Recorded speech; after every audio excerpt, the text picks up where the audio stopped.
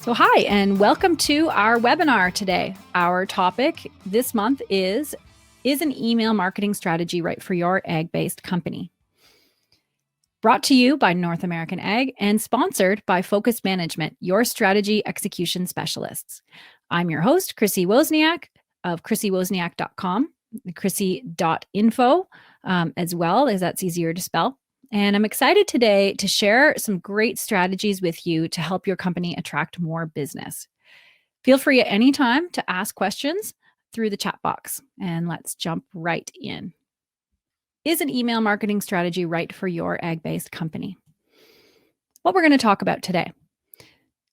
We're going to talk about what exactly is an email marketing strategy, why companies use this strategy, the pros and cons of email marketing, some of your software choices. What kind of there are a lot of software choices out there, and it can get a bit daunting trying to choose. The reason that you need software is because it would be too inefficient to manage just through your email provider as you get bigger. So you're definitely going to want to explore some software choices. We're going to talk about planning your campaigns, and we're going to talk about how to get people to subscribe, how to keep subscribers, what's great about unsubscribes, tips for staying out of the junk mailbox, and the importance of metrics. Anybody knows me, they know very well that I love data, but I know that data can be very overwhelming at times too. So you need to have smart metrics. You have to decide ahead of time what metrics you're going to follow and then follow those. And those will help steer your company. And something that's important to know, email marketing is not about spamming people's inbox with crap or clickbait. That's not what this is about. So what is email marketing anyway? It's the distribution of your company's clear message in relevant, easily digestible pieces over time, with great importance put on gaining new subscribers and culling the unengaged. So one of my favorite authors is the marketing guru, Seth Godin. I'm going to share with you in his words what the theory is behind email marketing. So I'm going to read a few quotes from Seth Godin from his book, Permission Marketing. Permission marketing turns strangers into friends and friends into loyal customers. It's not just about entertainment. It's about education. Permission marketing is curriculum marketing. Creating value through interaction is far more important than solving a customer's problem in 30 seconds. So this is not a get-rich-quick kind of sales scheme. This is a strategy that's long-term and builds relationships. Frequency led to awareness, awareness to familiarity, and familiarity to trust. And trust, almost without exception, leads to profit.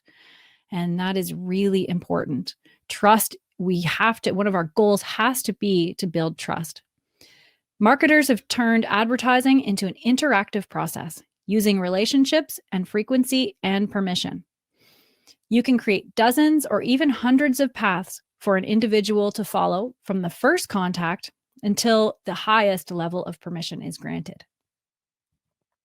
So you'll hear a lot, I kept using the word permission, and that's the building block of email campaigns. It's really important to understand the value and how sacred permission is. If you'd like to read the Permission Marketing, the book, I highly recommend it. I recommend all of Seth Godin's books. You can head over to chrissywozniak.com or chrissy.info and go to the What to Read Next tab, and you'll find my list of recommended books there, and they all have links to them as well to purchase them. So why do companies use email marketing strategies? Email is the #1 communication platform today. Everybody uses email. Almost everyone checks their email every day. So that makes it very effective marketing, but also people have choice whether to subscribe to you or not. Another really great thing to think about is that you don't have to rely on algorithms like you do on social media. So everyone on your list will receive your email as long as you take care of your email, but you don't have to worry about having to appease all the algorithms to be able to be seen. So some pros of email marketing. You're developing a trusting relationship with your customers, and that's really valuable, and it's fun too. You're turning your marketing into education, and our goals in our industry should be to become trusted advisors in our industry, and email marketing becomes a vehicle for giving that education, getting that education out there to the audience. You have to be proactive, and or you get to be proactive and constantly reach outward for new business. The great thing about email campaigns is they're like a snowball. They just get bigger and bigger and bigger. And as long as you are, measuring your results and steering and pivoting, you can create excellent strategies. The cons of email marketing: the lazy marketer need not apply. Spammers do not succeed. You can't just put junk into people's emails and email inboxes and expect to succeed. You just can't do that and create trust. Effort is necessary. It takes a lot of effort and it takes a lot of planning. And you need excellent content. You have to provide value. If you're not providing value, nobody's going to want to read your message. So we're going to talk about software choices next. There are many options and many levels of email marketing, from simply just sending emails to full marketing automation. Also can't tell you which software is the best because the needs of every company are so different. So what may be a perfect fit for one company would be a terrible fit for another one. Also, I can say with confidence and experience that none of them are perfect. So each platform has room for improvement. I can guarantee that. You're still going to get frustrated sometimes, for sure. It doesn't matter what software you're using. So I'm going to give you a comparative analysis of a few key players in email marketing. And it's based on, we're going to use a benchmark of 5,000 contacts. If you go searching on these email marketing company websites, you're going to see some of them start at 100 contacts and go up to 100,000 contacts. But just for perspective, we're going to use 5,000 contacts. And I'm also going to start with the least expensive up to the most expensive. And keep in mind that many companies will have an implementation or setup fee, and that can range from $500 to $1,500. There are also some that don't charge a setup fee at all as well, and you do the setup yourself. So definitely do your homework before you make a decision. And if you want to contact me and bounce your idea off me, that's totally fine as well. I can help you through that. So the first one we're going to talk about is Sendinblue. And Sendinblue is a bit newer to the scene. They are different because they don't charge per contact. They actually charge per email sent per month. So their lowest plan starts at 10,000 emails per month. That means that you can send 2 emails per month to 5,000 contacts. So, and that starts at $37 a month. They also have a CRM as well. And I am actually learning more about this one in the coming weeks. I'm interested to see how well it works and give it a trial, actually. So I will try to report back to what I find out about this company because it seems pretty promising. The next one that we're going to look at is iContact, and it starts at $45 a month, and for the 5,000 contacts. There is no CRM with this one. So if a CRM is important to your company, which it should be, you should have a CRM, but some people have separate CRMs and it's not attached to their marketing automation. So that would be up to you.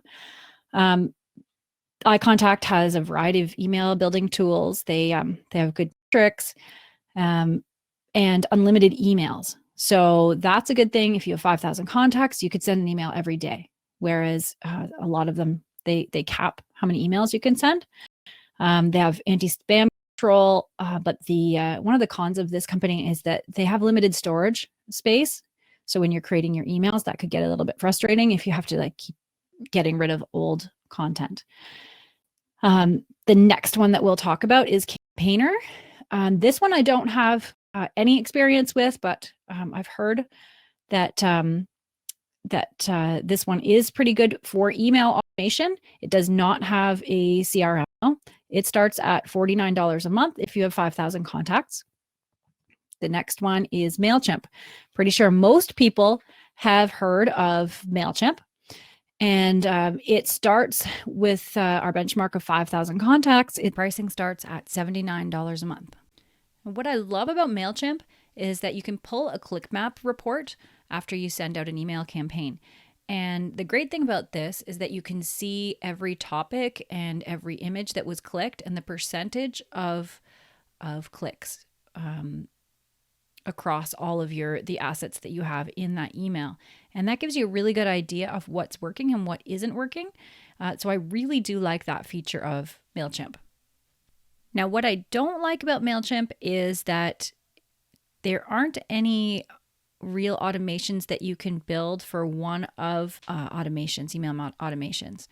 And what I mean by that is that you can't really have a true customer journey. It's more for sending out e-blasts than it is about automation. So this one, if you are into just e-blasts and company newsletters and emails like that, that's great. But because it doesn't have really great automation and it doesn't have a CRM, those would be the drawbacks. All right, so with ActiveCampaign, it starts at $105 a month for the 5,000 contacts. And they're very good reviews for this one. I have not used ActiveCampaign, but I know a couple of companies that I work with that do use it that really like it. Constant Contact is another one. It starts at $119 per month at our benchmark of 5,000 contacts. It does not have its own CRM, but it can integrate with a CRM. So that's good news. But of course, you'd have to pay extra for the CRM. Freshworks is the next one we'll talk about. It starts at $125 a month for 5,000 contacts. And as you can see, we're slowly creeping up the price here. And that's just more increased bells and whistles. Infusionsoft is another one. Infusionsoft and Keep are the same company. Keep is the CRM portion, and Infusionsoft is the email marketing, the marketing automation part. And for 5,000 contacts, you're starting at $309 per month. And Infusionsoft is used by a lot of big companies, and they've been growing really fast over the last couple of years. Green Rope is another one that I've just learned about, and it starts at $350 per month at 5,000 contacts. If you have less contacts, the price goes down much. It goes down from there. So depending on how many contacts you have, this could be a very good option because they do also have a CRM as well. The next one is SharpSpring. And this one is starting to get a little bit more expensive. 5,000 contacts is $580 per month. And then there's options that you can put on top of that. What I love about SharpSpring is that it is a full system, a full rounded out system that has really everything that you need. There are some annoying things like the email builder and the landing page builder can be a little bit quirky and frustrating. So none of them are perfect. If I was just creating an email campaign, I would say Mailchimp is definitely better for email builder, but you can't beat SharpSpring's reporting, the website tracking, the life of the lead, and how it integrates your marketing with your CRM. So it's really good for kind of uniting your company. And the automations can be personalized. So you can send one-off emails based on their behavior. Like, for example, if somebody goes to a certain page of your website a couple of times, you can, judge that possibly they have some interest. So you can send them an email based on that page visit being a trigger. So the only thing is you have to have the email in the system first, and you have to have tracking set up and them know that that person's IP address is associated with that email address. So that's where email marketing comes into place. Email marketing is you're nurturing that lead, And then you're also engaging the tracking system, and that's really important in going forward. So I highly recommend SharpSpring. I would say if you don't have a devoted marketing team, this is probably not the software for you. You might want to start out with something a little bit cheaper, easier to use, and easier to handle. The learning curve is a little bit difficult with SharpSpring, but it's really hard to beat what you get for the price for this. The next one we'll talk about is HubSpot. This is kind of the Cadillac of marketing automation, and it doesn't have a 5,000 option. It starts at 2,000 contacts, and it's $8.90 per month. Now, yes, it's a slick program. A lot of people are familiar with this program. I think, though, that there are other platforms that could do you just as well. And I probably wouldn't just jump into marketing automation for the first time with HubSpot. I would ease in with a different program that doesn't have quite as hefty of a price tag on it. And then Salesforce, I'm sure everybody's heard of Salesforce. Salesforce is the CRM. Pardot is the marketing automation platform. And they don't have a 5,000 contact plan, but they start at 10,000, and it starts at $1,200 to $50 a month. Now, you're definitely going to want to have a marketing team, a devoted marketing team, to use this software to get the value out of it. So, so if you have a big team and you're ready to go and you're already using Salesforce, this could be a really good option for you. So now we'll talk about your actual planning of your campaigns. Start out by writing on paper or an Excel sheet. Document the path that your customer needs to take to make the purchase from beginning to end. I highly recommend writing it all out. The site draw.io is a great way to map out your ideas. I use that site all the time, and you can map out different paths and different workflows, and it's a lot easier to create your automations if you can see them on paper first. So definitely start on paper. And ask, what are the questions that your customers ask along the way? You've got to get some data on this. Ask your sales reps. They're a wealth of information because they're talking to your customer. So even look back on emails, figure out what customers are asking, and then create educational paths based on what those questions are, because you know that those are the questions that customers have. And how can you personalize your customer experience? This is a really exciting part of marketing automation that I get really excited about. And we do that by segmentation and dynamic content. So once we're building this list, we may have different people in the list, right? So what we need to do is segment that list.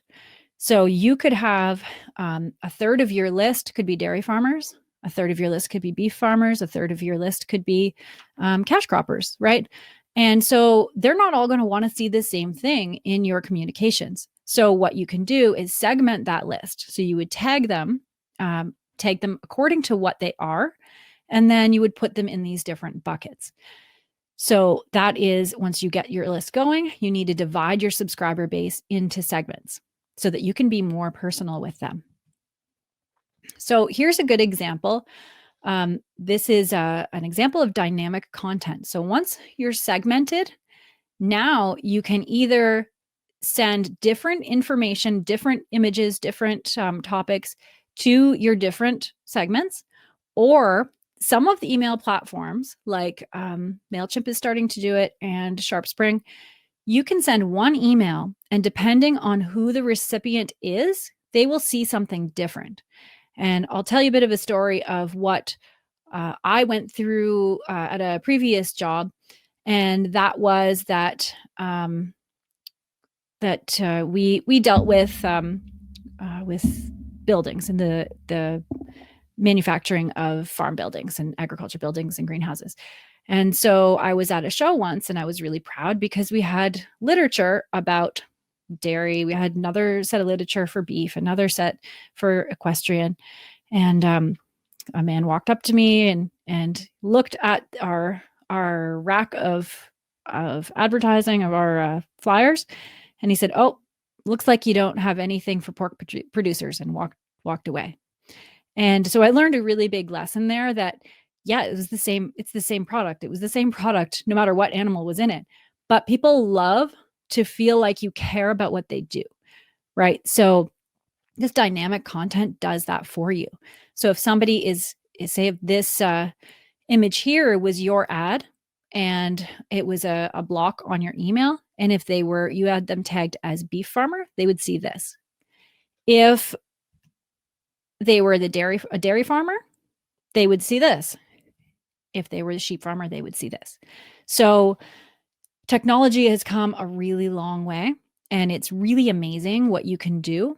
And the more personal you can get, and the more you can tell your customer that you care about them and you care about what they do, the better off you're going to be. So what should you send? What kind of content are you going to make these emails about? There are lots of ideas, and here are some ideas on topics. To-dos at certain times of the year. So this is especially relevant in agriculture. As the seasons change, so do the jobs, so do, whether it's calving or lambing, or whether it's getting your equipment ready for winter, or, there are things that have to be done at certain times of year. So if you can make it relevant to your product and helpful to your customer, they're going to like these emails, these little reminders. So that's really good way to use content or develop content. Birthday emails, you can send a happy birthday and, even give a discount for birthdays. Anniversary emails, even anniversaries of when they became your customer, right? Show them you care about them. That's a good topic. And milestones. Say if they've reached a certain level of purchases within your company, you can send out a milestone. Or if you've been set any kind of benchmark, and once they reach it, then you send out an email. Exclusive offers, definitely. This is good content, and make sure it's a real offer, not just something that doesn't actually save them anything. Early access emails. So if you're doing a product launch and you want somebody to be able to try something out beforehand, that's good content. And then, of course, product launches. When you have a new product coming out, make sure that goes out to your audience. Engagement emails, get them to do something, get information from them. And thank you emails, for sure. Definitely do thank you emails, but don't do so many that they become annoying. Mental health and agriculture initiatives are also a great idea for content topics as well. That's a big problem in our industry. And if everybody gets on board, everybody can do a part. And there are a lot of initiatives going on that you can promote through your email marketing campaigns, and also maybe make a difference to someone as well. And you need to get technical. Don't forget to check what your emails look like on mobile. Up to 36% of Apple users are also using dark mode. So check out what your email looks like in dark mode. You don't want all your text showing up black in dark mode. Nobody can see it. So people are using this to reduce the stress on their eyes, but be sure that your marketing automation software is compatible with the dark mode settings. Also make it fun. Consider using GIFs, but don't go overboard. Everybody knows someone who tries to communicate in GIFs, and it's just annoying. So don't go overboard, but you can use them in the right place at the right time. You can use gamification, badges, and awards based on their behavior as well. So, get creative. People like creativity, and make it fun. So how do you actually get subscribers? Gone are those days of newsletter signups on your website. You cannot just say, sign up for my monthly newsletter. Well, that's not giving them any value. That's not tempting them with any kind of a treat. Nobody wants more spam in their email. You have to differentiate, and you have to offer them something. You also have to provide quality content. If you have quality content, they're going to share your content, and you're going to grow organically that way. I did an interview with Magnetic Egg, magneticegg.com, Travis Martin, and he's a great story of email marketing in agriculture, because he saw the need for breaking down the weekly headlines into an email and really easy to read bite-sized pieces. And he's done so amazing. And people are forwarding the email to other people, and he's growing exponentially every day. So, and that's because of his quality content and listening to what the industry needs. And what's the monetary value of a lead for your company? So let's say your product is worth $5,000. What would you pay to get that lead? Would you pay $10? Would you pay $20? Would you pay $3? Right? Figure out what that should equal and then spend that much money on that lead.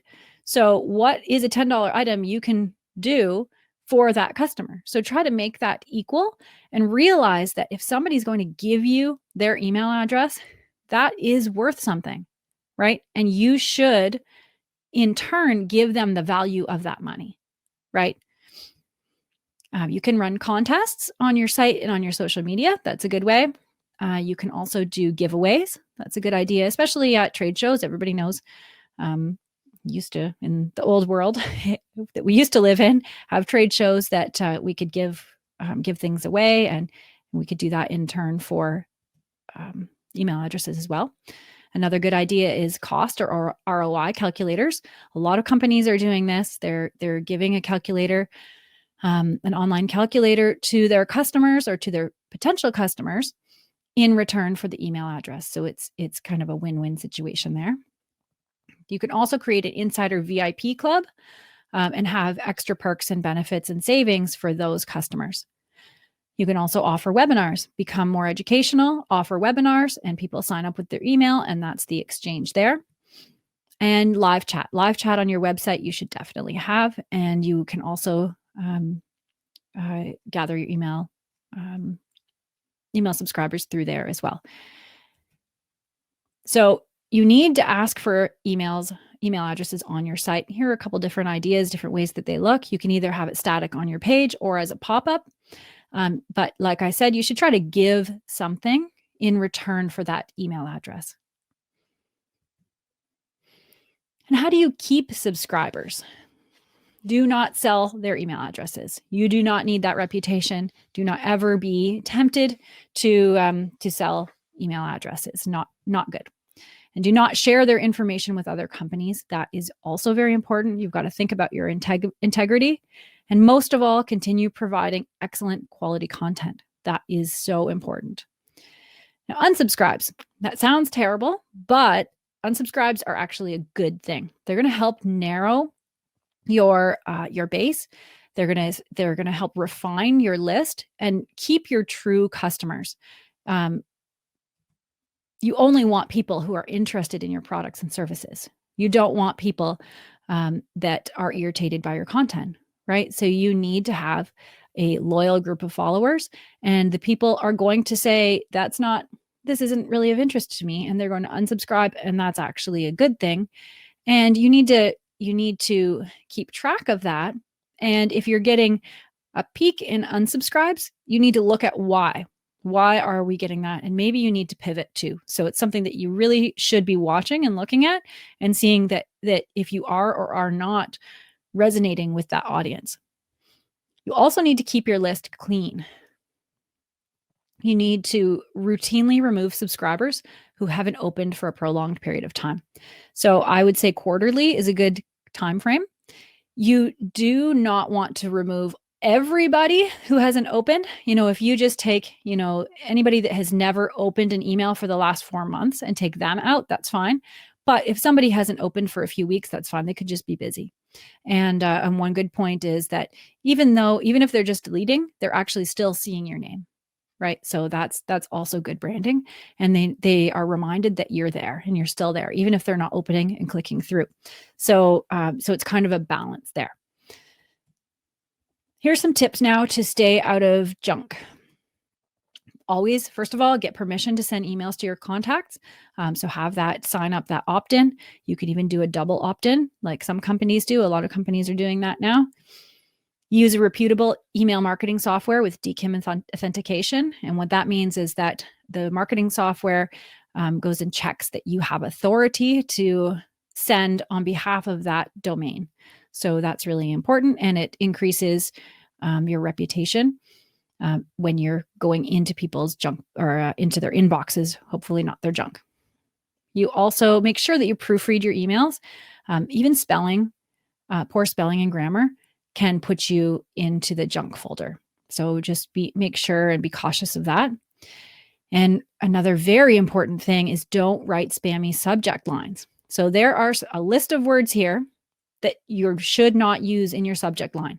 If these words appear in your subject line, likely you're going to go straight into the junk box. So words like as seen on, buy direct, clearance, order, shopper, additional income, be your own boss, beneficiary, best price, big bucks, cash bonus, cents on the dollar, cheap, check, claims, collect, compare rates, cost, credit bureaus, discount, earn, easy terms, free and fast cash.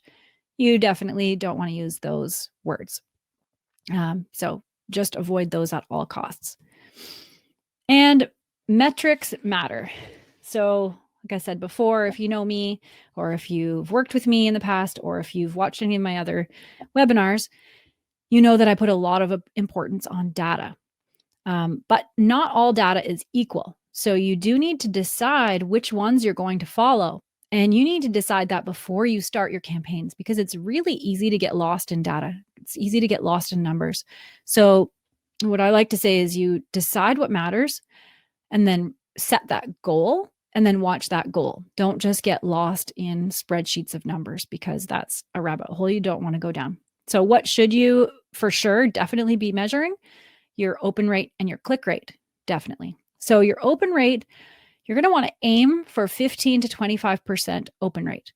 Now, not everyone is going to open every single email that you send, because like I said, people are busy. You don't open every single one, but you do, depending, you might open every second or third one.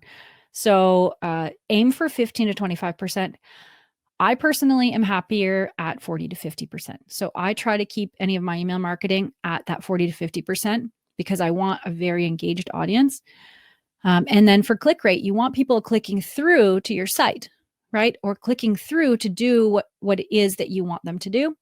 And you want to aim at a 2.5% click rate. So you can feel good if you get up to there. And then you've got to learn by watching what topics win the click vote test. So, and what I mean by that is every time somebody clicks on an email, it's like a vote for that particular subject line or image or story, right? So you need to watch to see what they're clicking on, because if you're constantly putting a topic that nobody's clicking on, that audience that you are sending to is not interested. So you are going to want to adjust that. And then you're going to want to see and analyze what has the most clicks, because you can tell your audience is very interested in that if they get the most clicks. So that's I think it's fun too. You're going to want to think about subscriber rate. That's how many subscribers you're gaining. 4% a month is a good goal to start with. And if you're not gaining subscribers at a 4% rate per month, then you need to maybe change the wording on your signups. Maybe, do some ads, maybe do some social media campaigns, organic or with ads. So aim for about 4%. And then also do A/B testing. Now, what A/B testing is that you'll make an email and you're going to one of them, you'll make the email, and then you'll make a copy of that email, but change some of the subject lines and some of the images. Release them out to your list and see which one performs better, which one has a better open rate, which one has better click rates, where did they click on, and which one wins. And then that's a really great way to learn how to test your emails and your ideas. Also use your metrics then to steer the campaigns. All of these, if you decide once a month to look at these numbers, don't do it every single time you send an email, although it's really, you can get obsessive pretty quickly about that. Then look at these, 4, 5 different things, and then create your next campaigns based on what you've learned from the metrics from the last ones. So we're just going to recap now what we've gone over today. An email marketing strategy is not about spamming people's inboxes with crap or clickbait. An email campaign is the distribution of your company's clear message in relevant, easily digestible pieces over time, with great importance put on gaining new subscribers and culling the unengaged. Companies use this strategy because it's the #1 communication platform today. There are pros and cons of email marketing, but the pros definitely outweigh the cons. There are a multitude of software choices available. Plan your campaigns fully before you start. Use various ways to get people to subscribe. Strategize about how you keep your subscribers, and don't sweat the unsubscribes. Also, try to stay out of the junk mailboxes. And remember that metrics are important. So that's it today. And thank you all for joining me today. And I hope you found some of the information useful. If you have any questions going forward, feel free to reach out anytime, and I'll try my best to help you out. If you need any help with your marketing or you're looking for advertising opportunities in agriculture, go to my site, chrissywozniak.com or chrissy.info, because that's easier to spell. I have many options laid out there. And special thanks to our sponsor, Focus Management. You can find Focus Management at focusmanagement.ca. And thank you to NorthAmericanAg.com. And until next time, thank you so much.